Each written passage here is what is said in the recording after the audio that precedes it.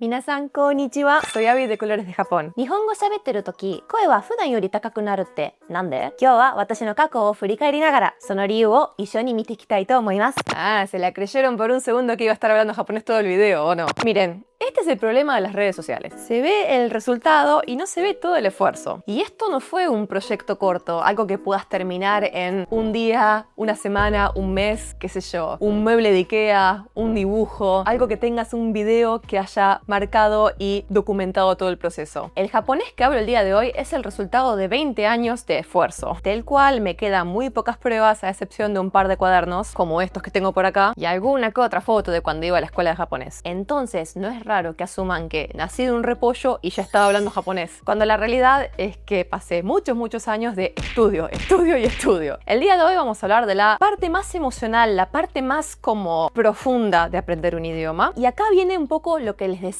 en la introducción. ¿Qué pasa con mi voz cuando hablo japonés? ¿Cambio totalmente de personalidad? ¿Por qué soy otra persona? Chicos, siéntense, me voy a sentar yo también y les voy a llevar por este video estilo story time para que hablemos un poco de cómo aprendí japonés, las humillaciones y vergüenzas que pasé en el proceso y todo lo que fue pasando en mi cabeza y en mi psiquis al aprender este idioma. Ok, a sentarse.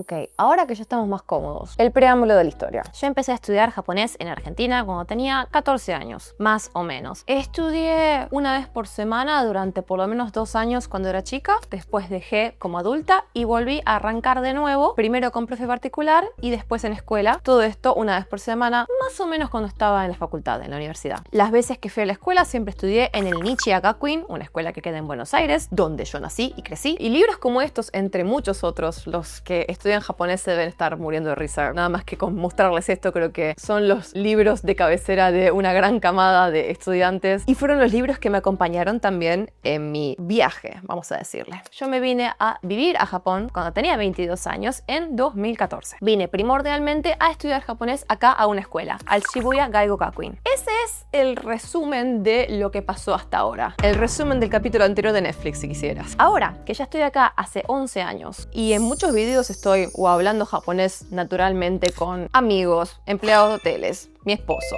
etc. Me di cuenta que nunca había hablado realmente de las dificultades de aprender. Y acá quiero hablar del proceso de adaptación y de lo que fue vivir en un país extranjero y específicamente en Japón. Voy a tirar a una idea que no sé si les gustará, tal vez sí, tal vez no. Una gran base del idioma es aprender gramática y es aprender vocabulario. Si tenés el vocabulario, sabes cómo se llaman las cosas, entonces puedes ir a armar frases. Para armar frases necesitas saber la gramática. Ahora, el idioma japonés tiene todo un aspecto cultural y obviamente no estamos hablando de que sea solamente el idioma japonés que lo tiene. Todos los idiomas del mundo son cultura. Entonces, si no hablas como japoneses, dando señales como los japoneses, nunca vas a estar a la altura de un japonés. A ver, frenemos. Yo no soy nativa en este idioma. Siempre asumí que nunca iba a tener un nivel nativo. Pero hubo un orgullo, hubo una movida dentro de mí que dijo, necesito por lo menos intentar. Y hubo algo más allá del orgullo, más allá de todo, que es un instinto de supervivencia. ¿Y a qué voy con esto? Primer punto del video, ¿qué le pasa a mi voz cuando hablo japonés? ¿Por qué hablo mucho más agudo? Cuando vine a Japón, no solamente viví en una casa en donde había muchos japoneses, sino que a los pocos meses me conseguí un arubaito, un trabajo de medio tiempo, que era en servicio al cliente, más específicamente como empleada de tienda en la Disney Store. Hay un video que les cuento mucho más sobre eso. Ahora, el servicio al cliente en Japón, que por cierto es reconocido por todo el mundo, tiene una forma de hablar. Y no estamos hablando de la gramática, no estamos hablando del lenguaje honorífico, del lenguaje humilde, aunque esos también son cosas muy importantes. Estamos hablando del tono y timbre de voz y la forma que usas para expresarte. En el idioma japonés, usar desumasu es una conjugación del lenguaje formal. Es una forma como de tratar de usted a la otra persona, pero aunque no se equivalga con el tratar de usted del lenguaje castellano, es como esta pantalla que usas frente a prácticamente todos. Todas las personas que no conoces, con las que no sos muy apegado, a veces incluso con los que sos apegado pero son más grandes que vos. Y una forma de mantenerse polite, ¿verdad? Ahora, quiero que comparemos dos situaciones que son prácticamente lo mismo. Primera situación, si yo fuera una asistente de tienda en Argentina. Yo te diría, hola, ¿cómo andás? ¿Estás buscando algo? Bueno, cualquier cosa decime. Si yo fuera a decir lo mismo en japonés, diría algo del estilo de Konnichiwa yokoso, nanika o sagashi desu ka?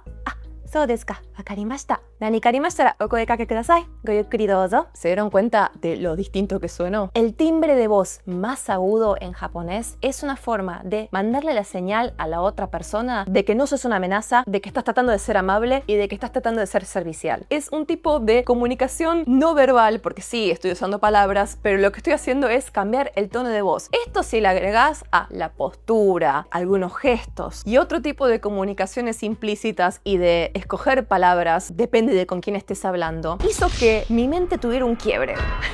Suena re loco esto, weón. Así.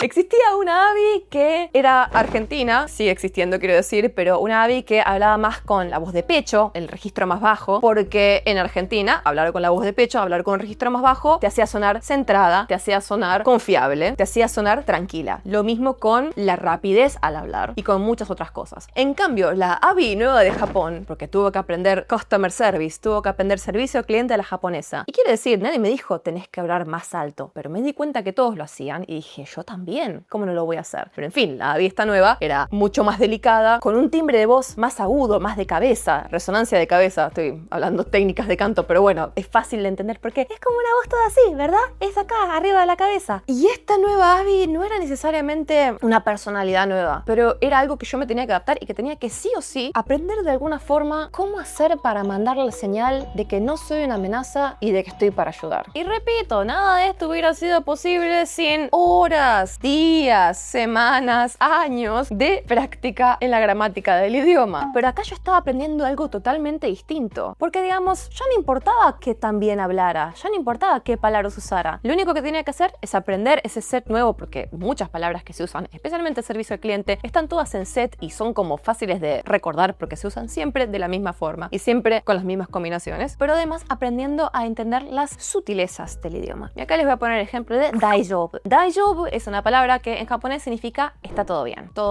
todo bueno, no hay problemas. Esos son los significados. Ahora, daijoubu también puede significar no o no lo necesito. Por ejemplo, ¿querés una bolsa con tu pedido? Daijoubu desu, no la quiero. Y te das cuenta que el tono que usé recién para hablar es incluso hasta más flat que lo que usé antes con servicio al cliente. De acá, en este momento, yo estoy hablando como si fuera un cliente. Entonces, automáticamente mi jerarquía es mayor a la jerarquía del otro. Horrible hablar de esto. No estamos hablando de que en serio me creo mejor que la otra persona. Estamos hablando de jerarquías implícitas dentro del idioma. Y son todas cosas que, llegando acá, empecé a aprender y tuve que ajustar un montón. Otro ejemplo, si un amigo llega tarde, se tienen que juntar a las 3 de la tarde y tu amigo llegó a las 3:05. Tu amigo llega y te dice, uy, perdón, discúlpame, llegué re tarde. Si vos le decís, daijoubu desu, suena re sarcástico. O vos me decís, pero yo lo único que estoy diciendo es que está todo bien, quiero decir que no hay problema. Y sí, daijoubu desu significa que no hay ningún problema. Pero no es la frase que usarías en japonés. En japonés dirías algo más del estilo de, no pasa nada, yo también recién acabo de llegar. Zenzen daijoubu desu. Watashi mo saki tsuita bakkari dakara. Y esta es la parte emocional, porque ¿cómo haces para juntar las dos personalidades? ¿Y cómo era la nueva personalidad que se empezaba a transformar y que empezaba a nacer mientras se ampliaban la cantidad de años pasados en Japón? Otra cosa interesante, por ejemplo, es que acá en Japón muchos amigos y muchos jefes, de hecho, usaron una palabra para describirme que a mí al principio me pareció súper inesperada. Me dijeron akarui, quiere decir alegre, divertida, como siempre con una sonrisa. No es exactamente la palabra que yo hubiera usado para describirme cuando estaba en Argentina. Me hubiera dicho que soy tranquila, que elijo las palabras antes de decirlas, que soy medio hortiva, incluso. Entonces de repente que me digan, sos re alegre, yo decía, no, te estarás confundiendo de persona. Se ve que había un tipo de comunicación no verbal que yo estaba usando, que mis amigos japoneses la sentían como alegre. Ponele, me reía mostrando los dientes, hablaba moviendo las manos, así tal cual como hago ahora. Igual acá tengo un almohadón y intento abrazarlo para no distraerlos a ustedes de la historia. Hubo un cambio en mí. Antes le dije quiebre, obviamente sigo siendo todo yo, pero de repente para Argentina ya no era más lo suficientemente argentina y para Japón nunca iba a ser lo suficientemente japonesa. Entonces tenían que de alguna forma como coexistir estas dos identidades. Ni hablar de, bueno, de cosas que te pasan cuando no estás en el país, que por ejemplo vos podés ver las noticias, pero como no estás ahí, no escuchás lo que dice la gente sobre las noticias, no tenés la comparación, no tenés la cantidad de medios y de información y de relaciones sociales que te ayuden como a completar ese mundo. Entonces para mí ahora la Argentina es lo que yo leo de la Argentina. Argentina, no lo que yo vivo de la Argentina. Lo cual es muy complicado porque obviamente yo sigo siendo argentina y no lo voy a dejar de ser por estar en otro país, pero como todo así muy loco. Entonces, cuando subo la voz, cuando hablo en voz más aguda para hablar japonés, lo que estoy haciendo es supervivencia. Ahora, supervivencia es una palabra muy fuerte. Suena como, wow, te estás muriendo. No, pero es una para adaptarte a un país nuevo. Y es algo que el libro de kanji para recordar no me ayudó a entender. Igual lo amo este libro. Tengo ahí todas las anotaciones. En la primera página hay un dibujito, se ve que me hice para recordar cómo se escribía el kanji de fuego, que es un fantasmita ahí flotando. En fin, solo cosas de estudiantes de japonés. Todos los kanji los tengo anotados ahí al costado.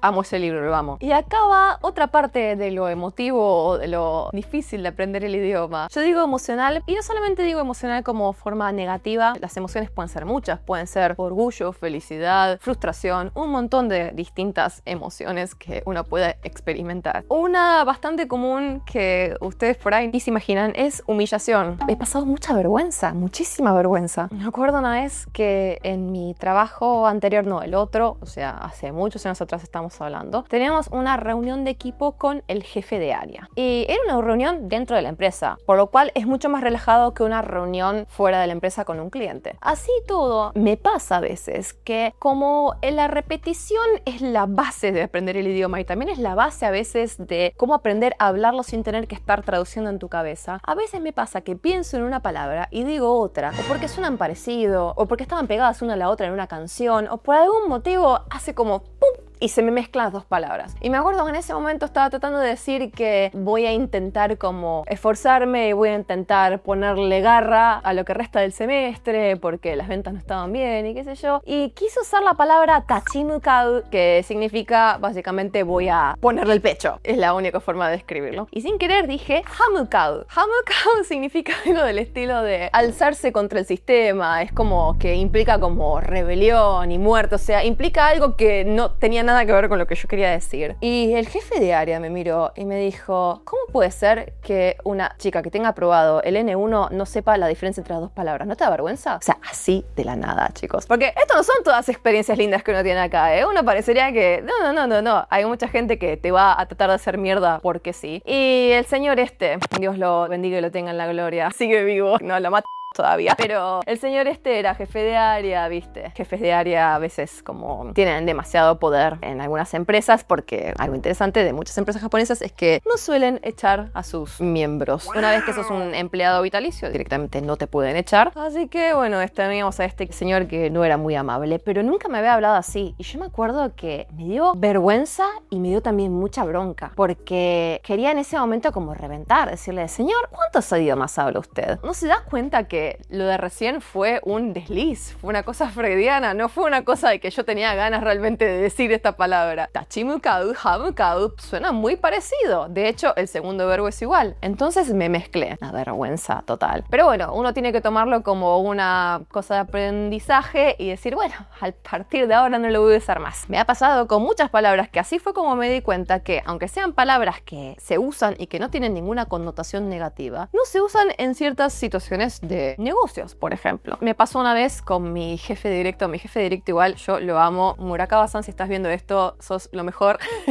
Lo queremos mucho. Y me pasó que, no sé qué estábamos hablando, algo de un proyecto, y yo le dije tipo, no hablando de él particularmente, sino creo que hablando del cliente o hablando de algo que me estaba pasando, dije, utoshi desu. Utoshi significa como deprimente, irritante, insoportable. Se puede usar para las dos formas. Se puede usar como, uy, sos re gomoso, o esto es re irritante, o esto me redeprime, me la rebaja, etc. La cuestión es que se empezó a reír de forma tipo, utoshi, ¿no? Y me decía así, y digo, no la quise usar esa palabra, basta.